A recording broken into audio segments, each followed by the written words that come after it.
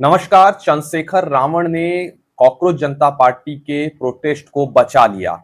जी हाँ, कहा यह जा रहा था कि 19 और 18 तारीख की जो रात थी, यानी 18 तारीख को जिस तरीके से सोनम वांगचुक को सुबह-सुबह उठाया गया, उसके बाद दिल्ली पुलिस ने यह कहा था कि यहां से सभी लोग जंतर-मंतर खाली कर दीजिए वरना ठीक नहीं होगा, आपको हटाया भी जा सकता है। कहा यह जा रहा था कि आधी रात को कुछ बड़ा हो सकता है, बड़ी भारी संख्या में वहां पर पुलिस बल तैनात किए गए थे और कहा यह जा रहा था कि 18 और 19 की रात में लोगों को वहां से हटाया जा सकता है।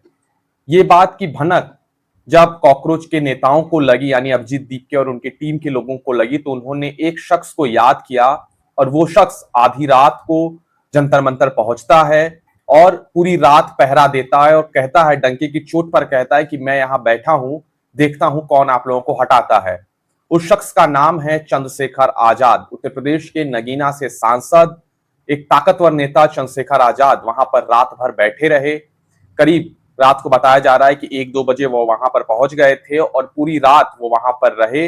सुबह करीब 6 बजे वहां से वो निकले हैं और उन्होंने कहा है कि जब तक 20 तारीख का मार्च जो निकलने वाला है संसद तक के लिए, वो जब तक नहीं हो जाता वो दिल्ली में ही रहेंगे और लगातार संपर्क में बने रहेंगे। पुलिस कुछ नहीं कर पाएगी, आप चिंता मत कीजिए। क्योंकि दोस्तों आपको मालूम है कि 18 तारीख की सुबह करीब 6 बजे सोनम वांगचुक को जबरदस्ती दिल्ली पुलिस उठाकर ले जाती है।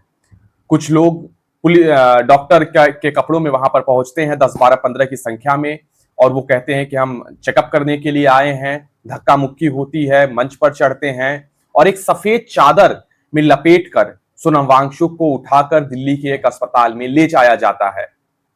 उसके बाद अभिजीत दीपके जो कि सीजेपी के संस्थापक हैं, मेन इस मुहिम को शुरू करने वाले हैं, उन्होंने भूख हड़ताल पर बैठने का फैसला किया। हालांकि उन सभी लोगों को इस बात की भनक थी, आशंका थी, डर थी कि पुलिस उनके ऊपर बड़ी कार्रवाई कर सकती है। अगर वहां पर ज्यादा संख्या में लोग आते हैं तो पुलिस वहां पर लोगों को छितर-बितर करने के लिए कुछ बड़ा कर सकती है। जैसे ही ये बात उन लोगों को पता चली, उन्होंने चंद्रशेखर आवाज लगाई और चंद्रशेखर आजाद आधी रात को कॉकरोच जनता पार्टी के उस प्रोटेस्ट में अपना समर्थन देने के लिए पहुंच गए और पूरी रात वहां पर पहरा दिया। उनका यह कहना है कि कई अधिकारियों ने उनसे कहा कि चंद्रशेखर जी आप यहां से हट जाइए, मैं इन लोगों को देख लूंगा, लेकिन चंद्रशेखर वहां से हटे नहीं। चंद्रशेखर आजाद लगातार वहां पर बने रहे।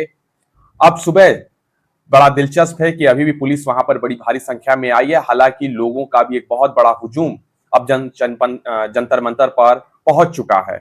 अब देखना बेहद दिलचस्प होगा कि सोमवार को, जिस दिन संसद का मानसून सत्र भी शुरू होने वाला है, और उसी दिन कहा यह जा रहा है कि ये लोग मार्च निकालने वाले हैं जंतर मंतर से लेकर संसद भवन तक, क्योंकि उस दिन संसद का मानसून सत्र है। बहुत सिक्योरिटी दिल्ली में टाइट रहती है। इनको परमिशन भी शायद दिल्ली पुलिस ना दे, ऐसी भी बातें सूत्रों के हवाले से कही जा रही हैं।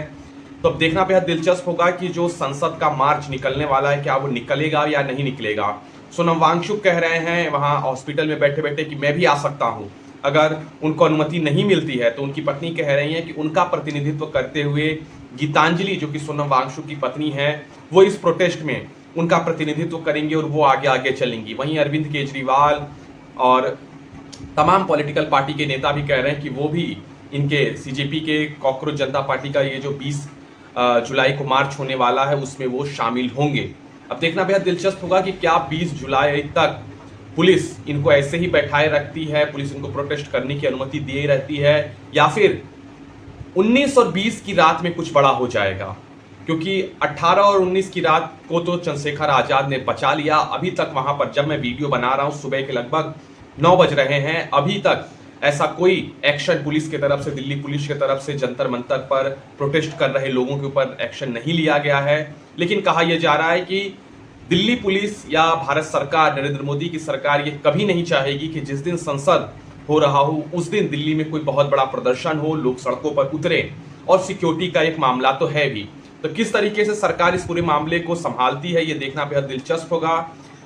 ये जो बच्चों के पेपर, जो नीट पेपर जो लीक हुई थी और उसके बाद कई बच्चों ने अपने आत्महत्या कर ली, उसको लेकर ये लोग बैठे हुए हैं कि देश के शिक्षा मंत्री धर्मेंद्र प्रधान अपना इस्तीफा दें और जो बच्चों ने आत्महत्या की है उन्हें 1-1 करोड़ रुपया दिया जाए। तो अब देखना बेहद दिलचस्प होगा कि क्या कुछ होगा। हालांकि चंद्रशेखर आजाद ने एक दिन एक रात वहां पहरा देकर पूरा गेम बदल दिया है। तो इस पूरे मामले पर आप क्या सोचते हैं, हमें कमेंट कर जरूर बताइएगा। बहुत बहुत शुक्रिया, धन्यवाद।